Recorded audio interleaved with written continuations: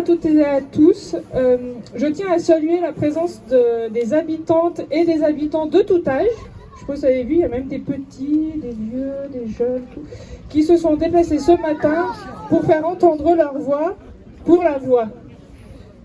Donc moi je parle au nom de l'association Les Monts qui pétillent en tant qu'une des 11 coprésidentes. Alors pourquoi nous sommes là aujourd'hui ? J'aimerais revenir un peu sur la genèse de l'association pour que vous puissiez comprendre notre parole d'aujourd'hui.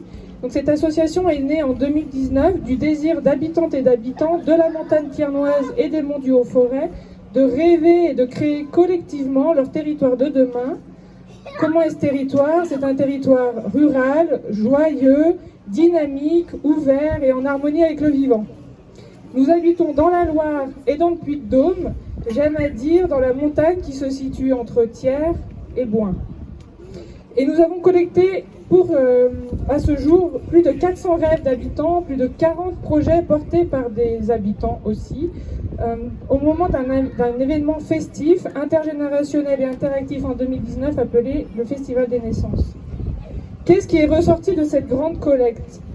Les mobilités étaient un des thèmes fédérateurs pour ce territoire rural, joyeux, dynamique, ouvert et en harmonie avec le vivant.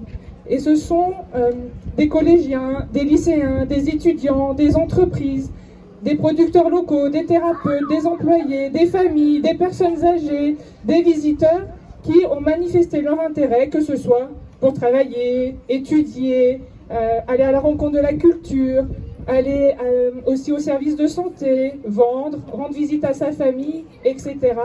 avec un souci pour l'impact que l'on a sur la nature qui nous entoure. Quelle place pour la voie ferrée dans ces mobilités ? Elle y occupe une large place.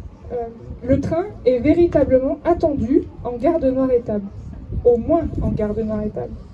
Il est largement plébiscité par ceux qui n'ont pas accès à la voiture individuelle. Cette ligne apparaît plus globalement comme une colonne vertébrale pour accéder au monde et pour que le monde puisse venir aussi à notre rencontre. Alors que faire pour ce retour du train ?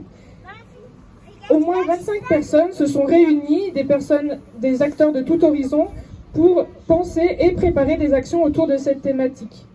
Au-delà du train, ce groupe a choisi de travailler à partir du fil rouge « Comment me déplacer sans voiture individuelle quand j'habite notre montagne ?» Parce que c'est bien beau d'avoir le train, mais comment on y accède quand on habite dans la montagne à ce jour ? En trottinette, en vélo, à pied, à cheval ?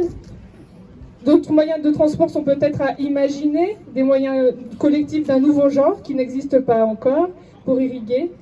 Alors nous nourrissons un retour du train.